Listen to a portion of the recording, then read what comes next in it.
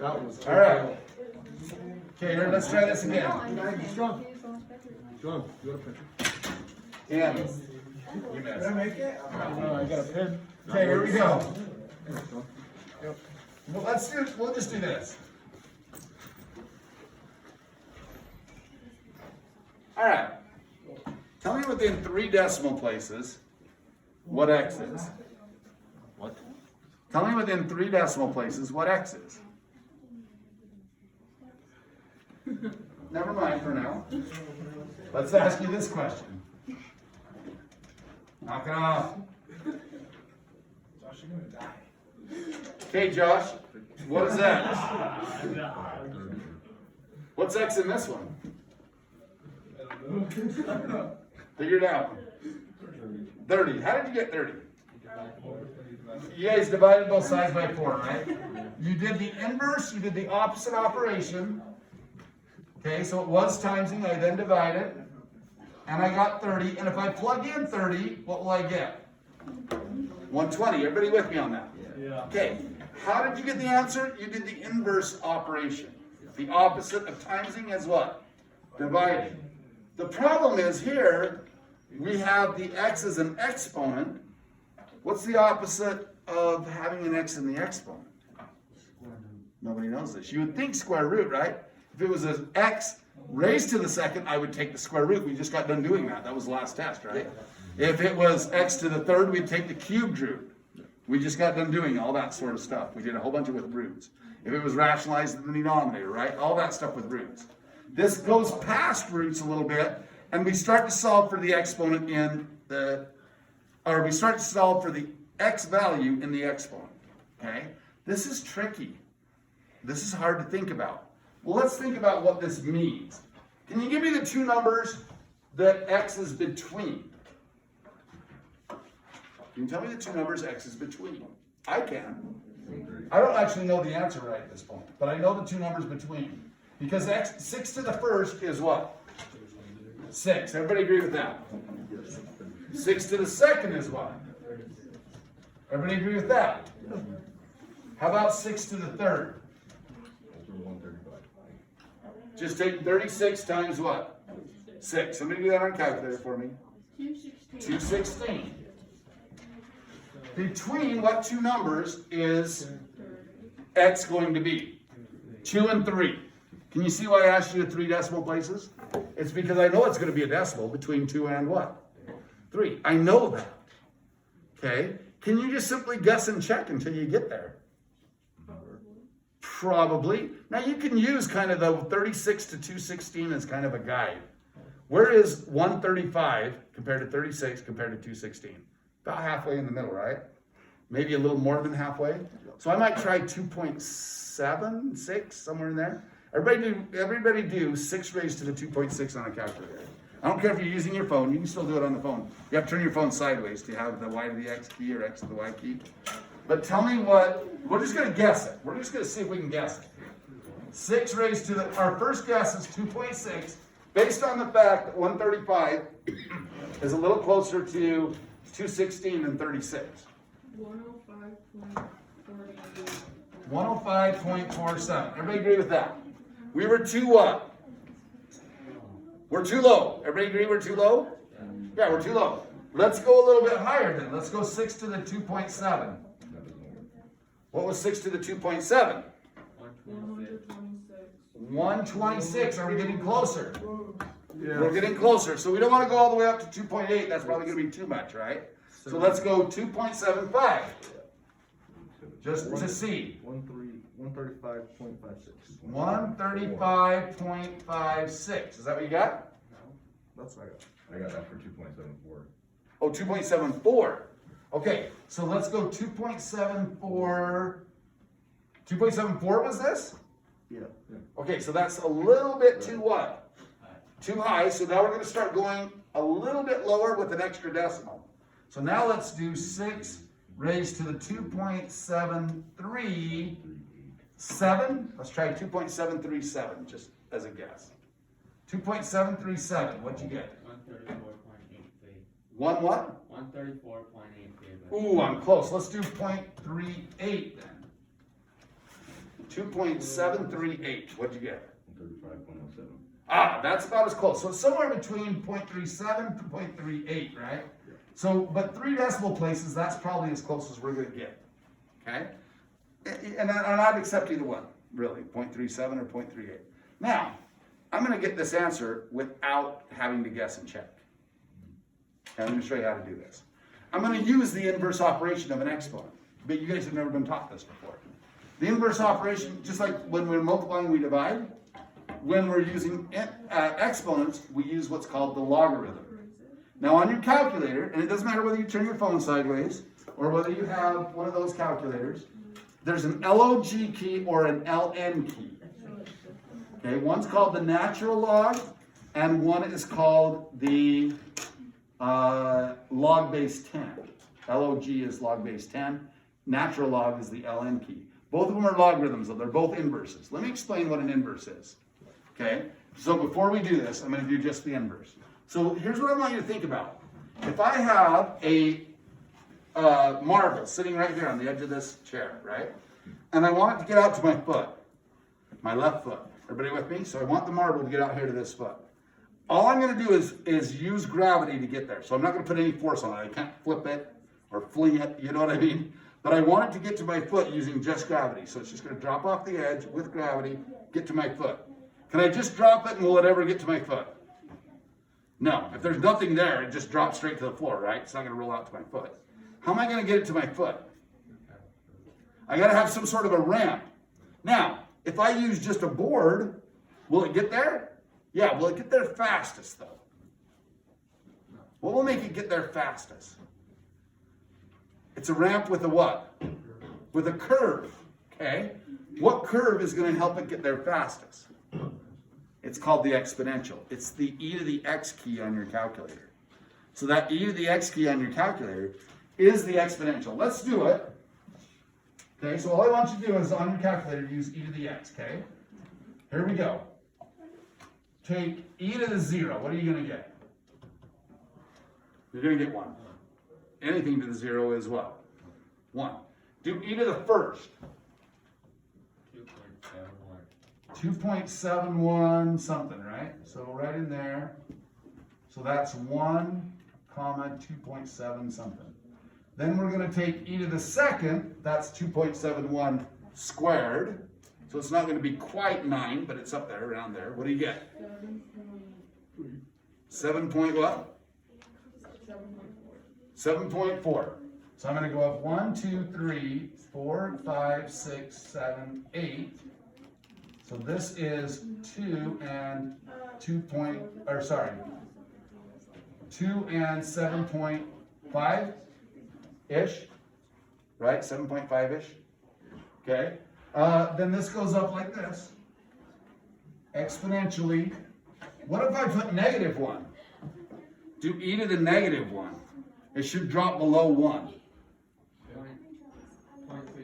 0.36. How about -2? This is going to be like 0.1 something. 0.13. It's getting closer and closer, but it'll never touch what?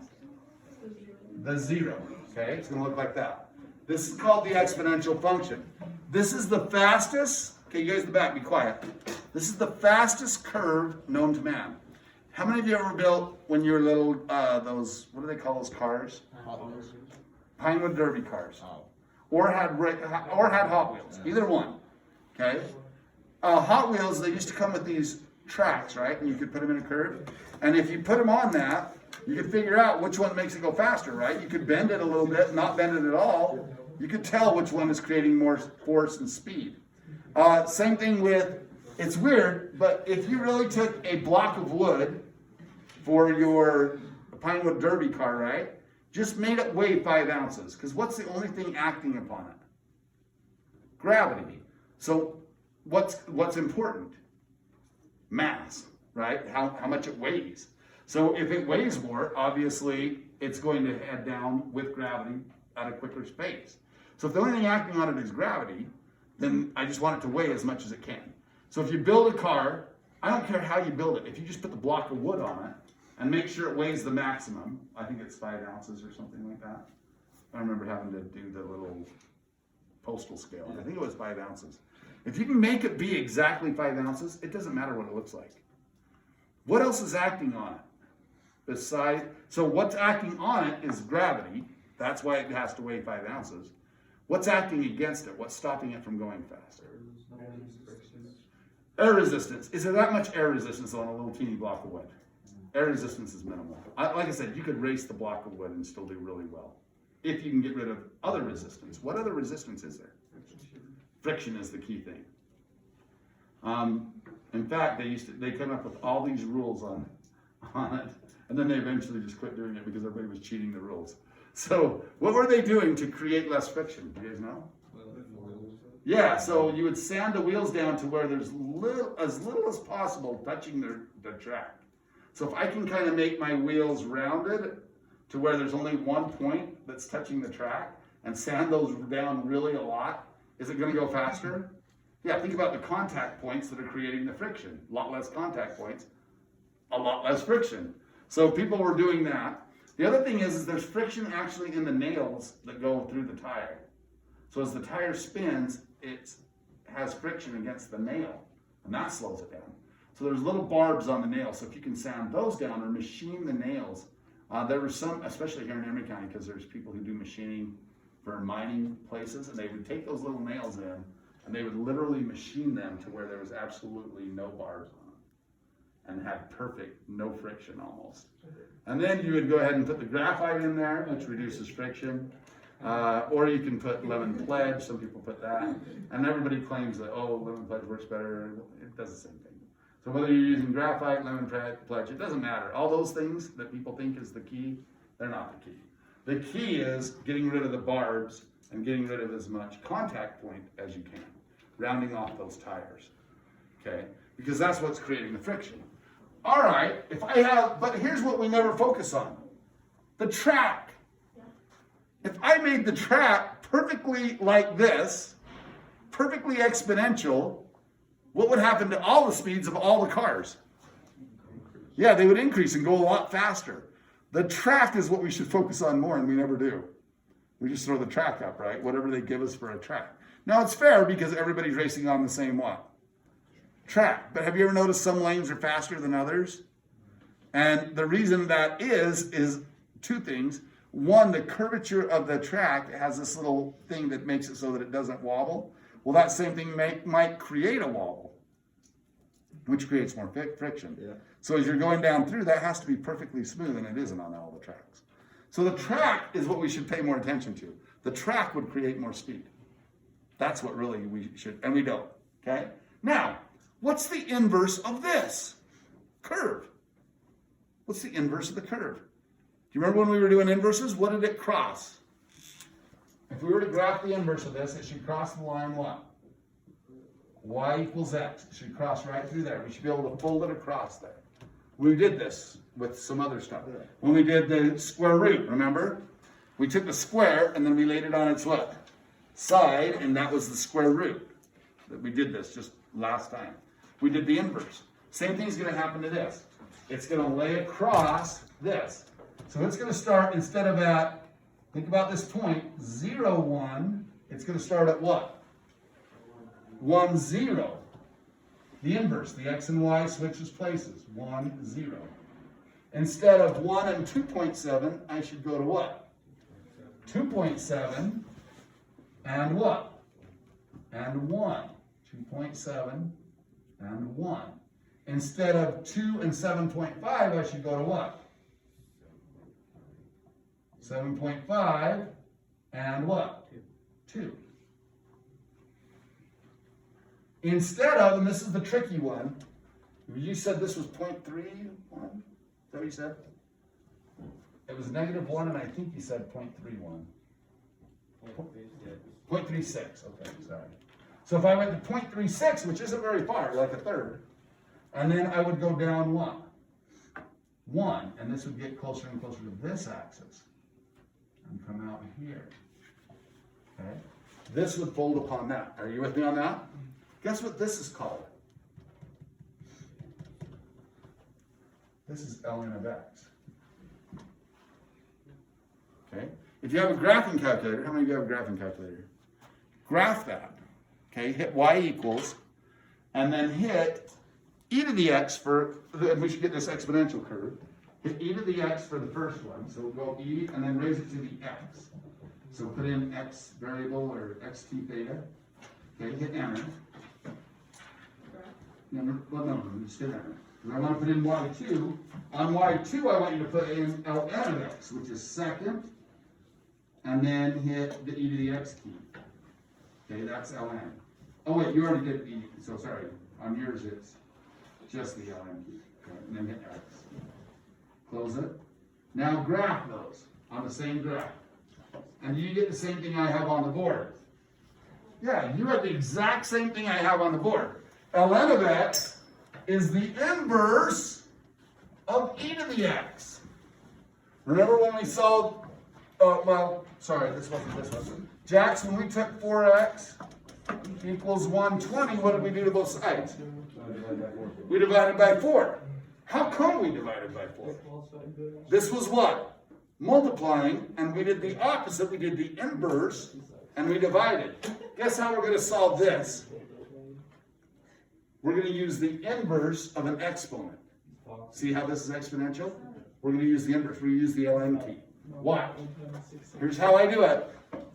I take the ln of 135 on your calculator. This is what you're going to do.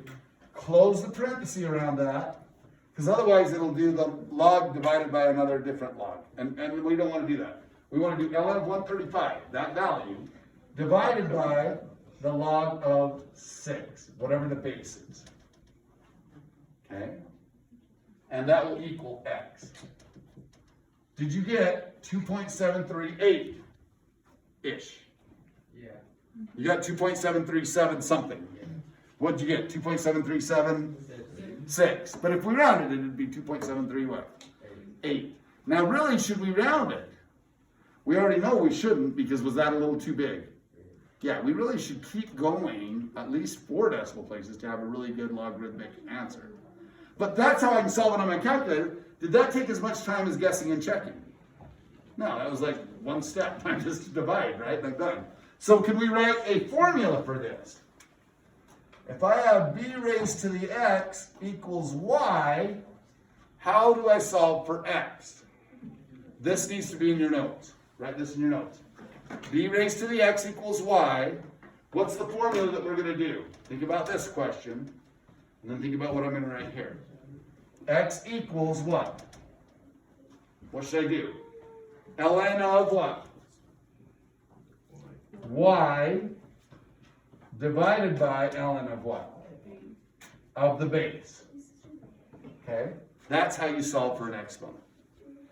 And that's the introduction to a natural log. Okay? Now, there's other things that we can do with natural logs, or regular logs. Now, the log key on your calculator, let me explain that to you. It's the inverse of 10 to the x. Why would we do 10 to the x? First grade. Can you remember back to first grade? No. Dang it. Okay, Josh. Here's the decimal. Got it? There's the decimal.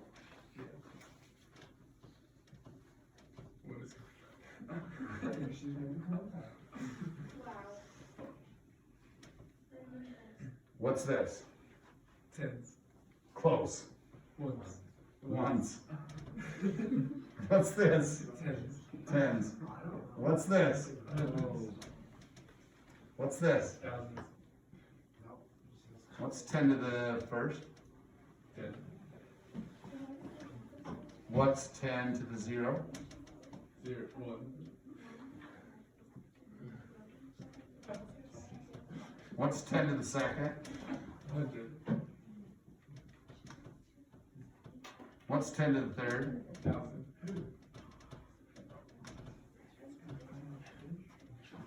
Do we use a base 10 system?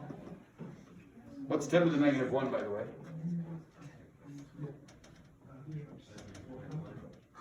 This is called the what? on this side.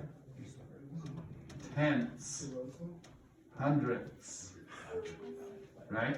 And it's because decimal place, tenths, hundredths, to the negative 1, to the negative 2. Okay? Do we use a base 10 system? Yes. So the 10 to the x is important too, because in normal terms we use a 10 base system. So we can do it in 10 to the x's, and what's the inverse of a 10 to the x then?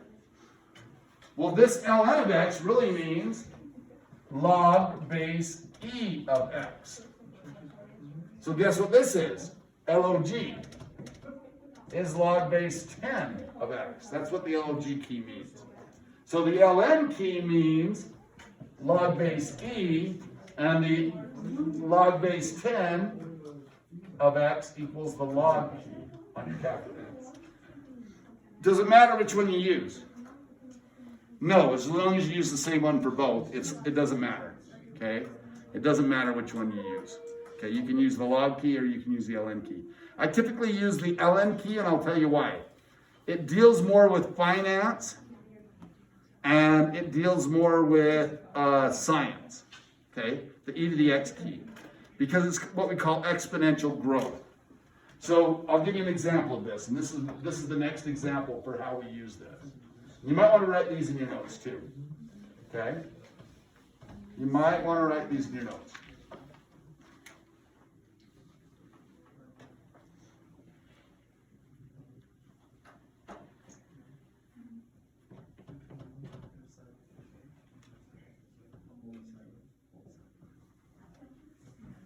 The amount over time in an interest-bearing account that earns interest or makes you pay interest every moment of every day of every waking hour is P e to the RT.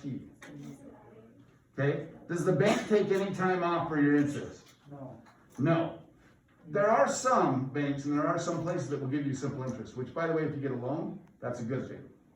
If you are loaning money to someone or you're getting interest in an account, that's a bad thing. But interest never takes any time off.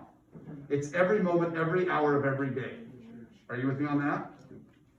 So, here's how it works. Okay? Let's do this as a real life example. Okay? Let's say you're going to buy a truck. How much is your truck going to cost? $15,000. $15,000. You're buying a used truck. It costs you $15,000. Okay? Do you have $15,000? How many of you have $15,000 right now? You're such a liar. No one has $15,000. How many of you got $500 to put down on the truck and at least get a truck? Okay, let's say you got $500. So we're going to take $500 and put it down on the truck. By the way, the $500, what's it going to pay for?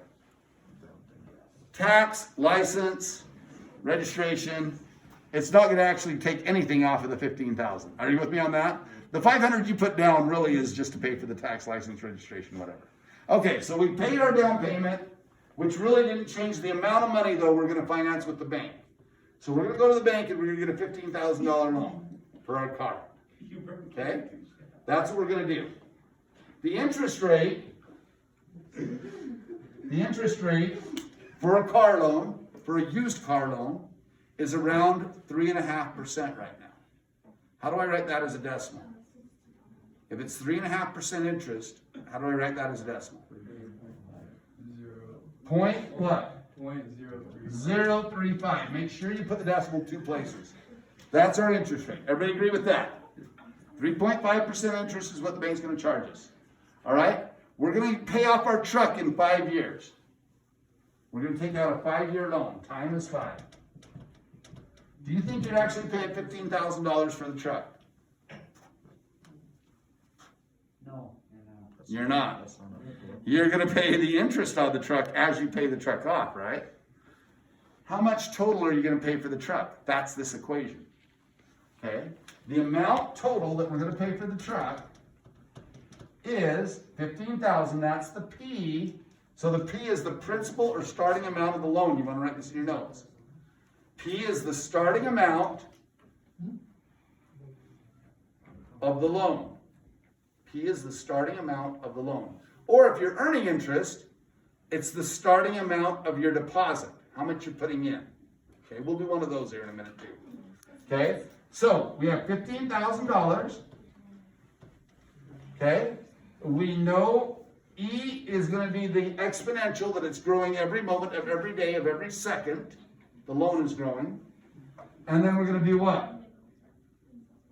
We're going to raise it to the 0.035 times what? Times 5. Now that's something I might want to do on my calculator before I do the e to the x part. What is 0.035 times 5? Somebody do that. 0.175. Okay? Now I want to do this on my calculator. And by the way, you can type it right in. Don't have to use any parentheses or anything. I'm really doing a sub 5, saying this is going to be paid off in how many years? 5 years, right? So this is the amount over 5 years that I'll be paying for the loan. What do I end up with? A sub 5 equals, do this on your calculator, 15,000, then hit E raised to the, and then go 0.175, and then hit equals, and we'll see how much you're actually going to pay for the truck. $17,868. How many cents? 69. That's how much you're going to pay for the truck. Now, you're like, holy crap. So I'm really paying almost $18,000 for a truck that cost me $15,000 that will be worth like $5,000 in 5 years. That's what you're doing, right? Okay, just clarifying. Okay, that's what's going to happen. Now, here's the question. How come you're willing to do that? Are you going to have to come up with $17,000 all at once? No. What are we going to do with that $17,000? Split it up into payments every month for how many years? 5 years. How many months are in 5 years? 60 months. So I need to divide this by what? Divide that by 60.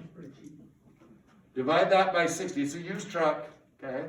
We're buying a $15,000 truck. It's a used truck, about, I don't know, 6, 7 years old probably. Okay, what did you get?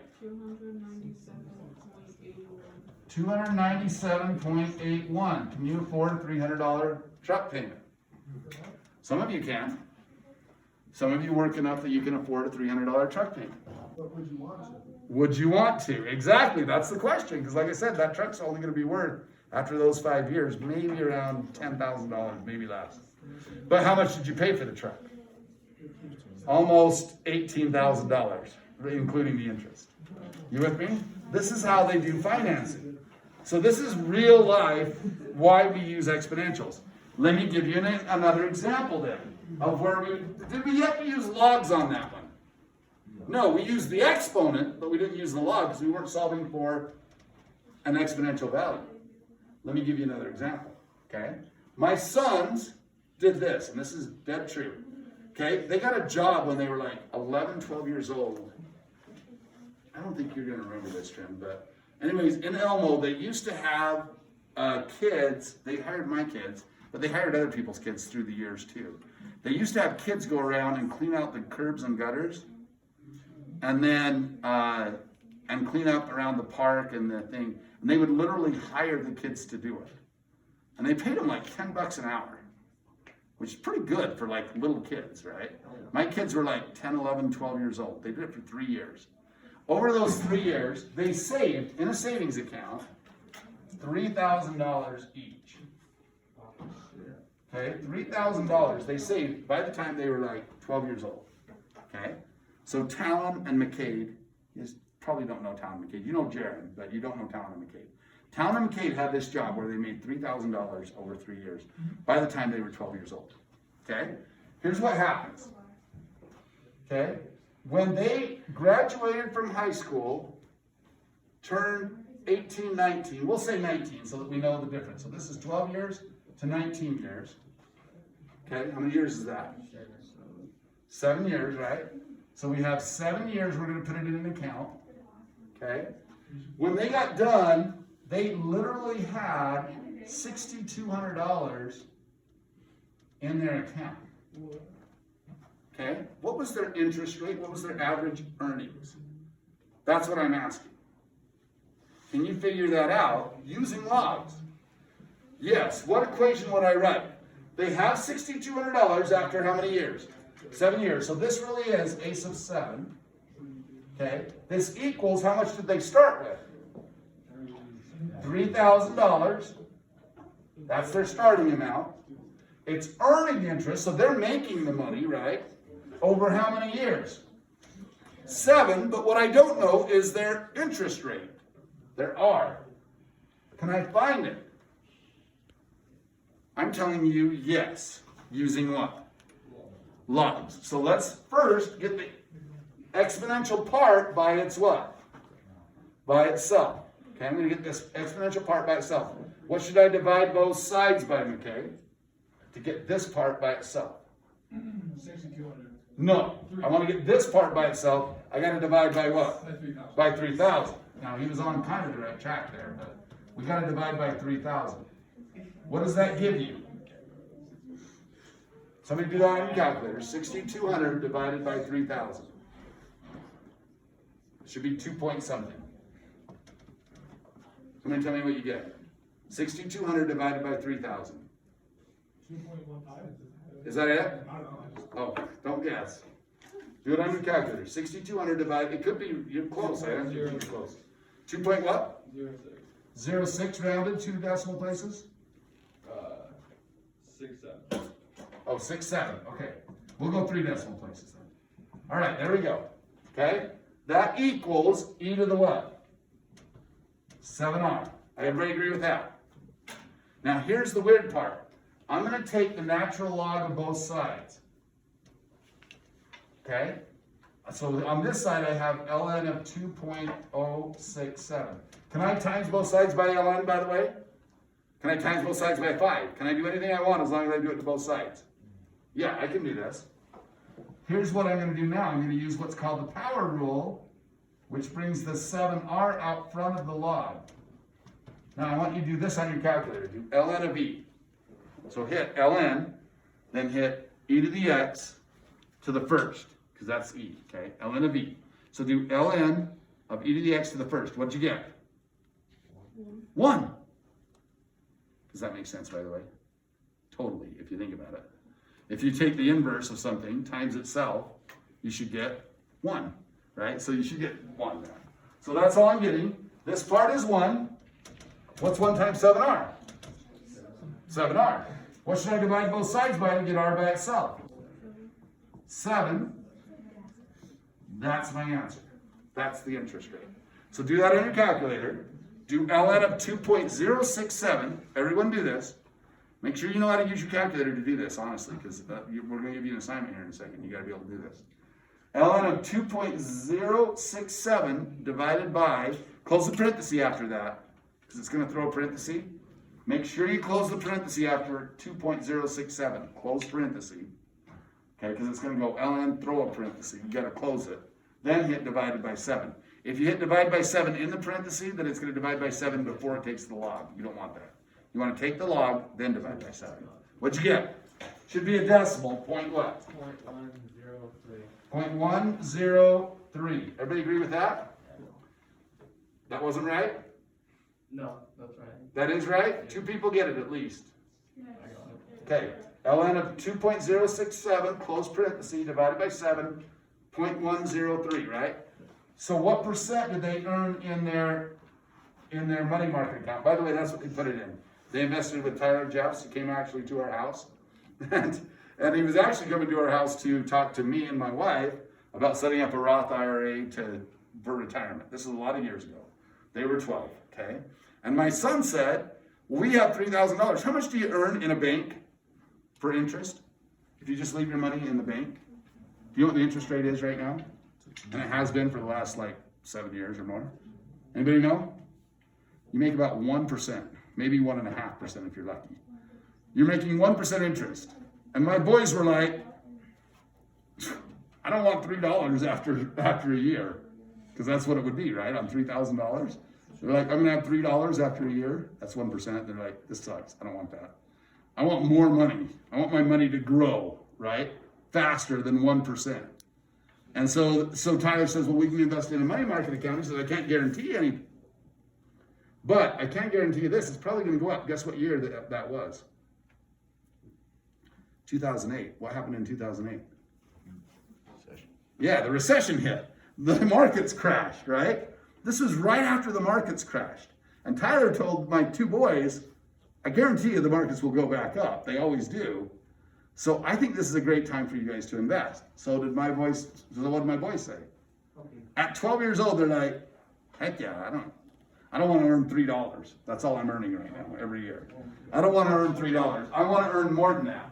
Little did they know that in 7 years, what happened to their money? It doubled. It more than doubled. Okay? Whatever money they had, more than doubled. One of them had a little more, by the way.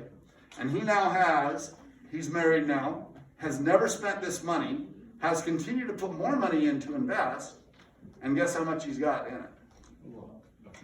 He's got $19,000 ready for a house. And he just got a job with Highway Patrol. He's 25 years old. And he's almost ready to buy a house. Why? Because he understood this idea of interest. How much interest was he making a year? He was making what? 10.3% on his money in the market, compared to how much would he have made if he had just left it in the bank? He'd only make 1%. Yeah. He would have made he got 10 times more than he made there. Now, is that guaranteed? Right now, the market is what? It's high. It's probably going to go up. Down for a minute, right? But when it does crash, what's a smart thing to do? Put more money in it. Now, over the long term, it's going to earn about, the average, by the way, in the market is about 8% over a long period of time. So almost always, though, will it out-earn your bank? Yeah. Oh, yeah, it's going to out-earn your bank almost always. Whether you even invest high, low, doesn't matter. Over time, your money will grow at about 8%. They got in at the right time, so theirs grew a little bit what? Faster than 8%, but still, you're going to get 7 to 8% almost always. They got 10, but that's how, did you see how I figured it though? What did I use to figure it? ln. How come I use that? I was solving for a variable in the exponent. That's the key. When you solve for a variable in the exponent, you need to use what? Logs. And I use ln because e to the x shows up a lot. Let me give you one more example of this. Okay? We also use exponential growth, which is the same thing that we are using here for exponential growth of finances, when we have the following. We have a sub t equals e to the k t, and sometimes I don't know what they put in front of this. I'm going to put a p, but it's not really a p. Oh, it's an I. That's what they put. I e to the kt. This is a science thing, but is it really the exact same formula? Yes. It just means different things. Okay? This is used a lot in biology and forensics. So, anybody ever watch like the Forensic Files or Bones or any of those sort of shows? Or read those books? Psych, also sometimes it's in there. So if you've seen those shows, Psych, it's in those shows. What they do is they actually try and figure out how long ago somebody died. Are you with me on that? Okay. So we're going to find out how long ago someone died. You can do it by, if you want, over a long period of time, you use bones, preferably the femur. Okay? You can tell how long ago someone died. If you use short period of time, guess what you use? Like if they said, well, the murder occurred about 12 hours after discovery of the body. How do they know that the murder occurred 12 hours before the discovery of the body? Bones don't deteriorate that quickly. How did they tell? No, the flesh. What did they do with the flesh? They like peeled it off and were like, oh, yep, that's 12 hours. It says right there. How do you tell? How do you tell that it's just a matter of hours since somebody died? Has anybody seen somebody die or been there when somebody died? Have you guys been there? They work at the old folks home, so they probably have, okay? So what happens to their body? Like if you're holding their hand, what will happen? It gets cold. What are you going to tell and how long ago that person died? Temperature. What is the typical temperature of most humans? 98 point, I think it's 6, but it's somewhere around there. And that's just an average, but let's say it is, okay? 98.6, okay, is what we typically think of as this. Now, it's going to decay over time. It's going to go down by a certain percentage rate over time, okay? So let's say that we have this temperature of 98.6. You're in a 70-degree room. That's just the average temperature of most rooms, okay? So will this work differently if you're outside in the freezing cold? Yes. Yeah, it'll go down much slower, okay? But typically, this is why they use it, especially if they know that they died in a room or something, because over 24 hours, it will match the room temp of around 70 to 72 degrees. So can I know the first 24 hours how much time has passed? Yeah, after that, just like an exponential curve, remember this exponential curve? Right? After that, you start getting down in here, and does it really decline quickly anymore? No, now it declines so slowly that we don't really know what their temperature is. Okay? So the temperature gets close to room temp, so it's like 73 or something, and the temperature of the room is 72. It's so close that can you really tell when they died? No, after 24 hours, you can't use the temperature of the body. But you can within the first 24 hours. So if the body is found before the first 24 hours, if it's a murder or something and they find it, or if it's somebody who dies in an old folks home, I can tell the time of death based on the temperature of the body when I first get the body. I can tell how long ago it was. So let's say that somebody was 98.6 degrees. Okay, that's what they should be when they're alive. And when we found them dead, they were dead in a room that was about 72 degrees. We found out that their temperature was 89.5 degrees. How long ago was it that they died? Well, there's one thing I need to know. What is that? The rate of a dead body. So write that. I want them to know that based on your phone. So somebody just ask Siri and find out what is the decay rate of a temperature of a dead body. What is the decay rate of temperature of a dead body? There you go. What's the decay rate of the temperature of a body? What did it tell you? Anybody find that? Should be a small decimal. Point something, 0 point something. Anybody get it? I'll look it up on my computer. Anybody find that? Decay rate of the temperature of a body.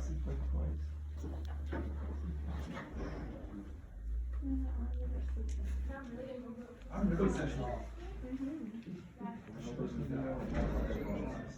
went back there the next day. I was fine.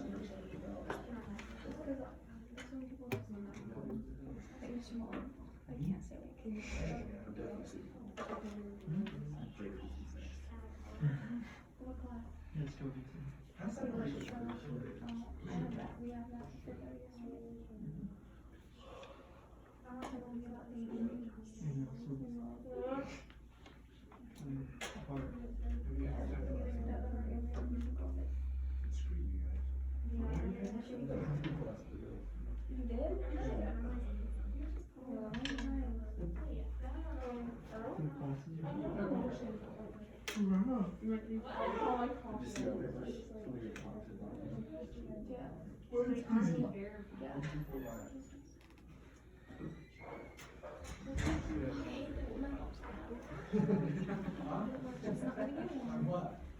That's how I talk to work. 1, 2, 4, 5.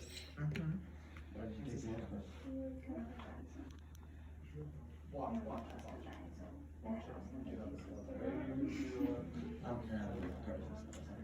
Hey, Tom.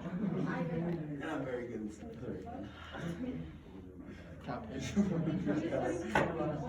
Oh, yeah. Remember got my truck and we were driving around.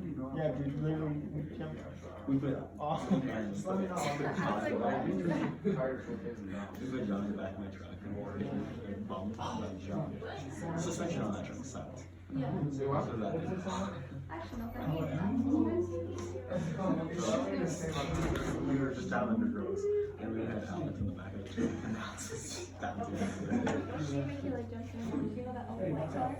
We jumped in on accident and it was so bad. And when it landed, the air turned on. And then we let Alex jump inside, so he was in the middle. And I slammed on my brakes and he smacked his head against my mirror. Yeah, because there's no seat in the middle. We just want to kill all the exits. I think it's negative point oh Then there's a time. How much is this class? 8. Let's see if I'm right. Okay, so let's say that this is going to be raised to the e to the negative 0.08 times time. It might be 0.8, I'm not sure. Okay, but it's either negative 0.08 or negative 0.8. I'm not sure if they're telling me 8% or if they're telling me 8 degrees per hour. So we'll see which one they're telling me. Okay, how do I solve this? How come this is negative, by the way? And yet these were both what? Positive, because this was going what? Up. From what I started to where I ended, went up. But here, oh wait, these are mixed up. This should have been what? This is 98.6, and this is 89 point what? 89, what did I say? 89.5, I think, we'll just say 5. Okay, because that's when I found the body, right? I found the body, what was the temperature of the body? 89.5 was the temperature of the body. That's when I found it. I want to know how long ago I found the body. Let's see if this is right. It might not be right. We might have to change this just a little bit. We're going to divide both sides by what? 98.6. Do that on your calculator. It'll be a decimal. Give me 4 decimal places. 4 decimal places. Point what? 89.5 divided by 98.6. 0.9077. 77. Okay, equals e to the negative 0.08 t. Okay, now I got to take ln of this side. Ln of this side just makes the e go away, and divide by negative 0.08. So do this on your calculator. Ln of 0.9077, close parentheses, divided by negative 0.08. What'd you get? 1.21.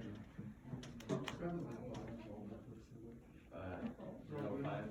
Okay, divide it by negative 0.8 for me. I think it's supposed to be, I think that's what it's called. Divide it by negative 0.8. So ln of 0.9077, close parentheses, divided by negative 0.8. 0.121. Is it 121? 0.121. 0.121? Okay, so this was right before. It's 0.08. Okay, what was the 0.08 then? 1.21. 1.21 what? Hours. Yeah. Okay, and 1.121 or 1.2 hours is how long ago that body died. It really goes down that quickly. Their temperature starts, because it's what? What type of curve is it? Exponential. It goes down very fast. The body cools that quickly. Okay, if you put it in a freezer or something, it's going to cool what? A lot quicker. Yeah, a lot quicker. So are you going to be able to tell the time of death if it was in a freezer? That's why people put them in a freezer if they're murderers, right? Because will people be able to tell the time of death? No, the body temperature will drop so quickly, they're like, I don't know, it was a long time ago. Because I don't know how fast you see what I'm saying? And so that's why they put them in a freezer. Or they put them in extreme heat. What will happen then? Yeah, it will decay slowly, right? And that's why it stings and it gets worse, but it decays slowly and their temperature goes down slower. And again, you can't tell the time of what? Death. But if you are in a controlled environment, if you're in, if you're in a house or something like that, I can tell you how long it was they died based upon the temperature of the body when they died, which is kind of interesting.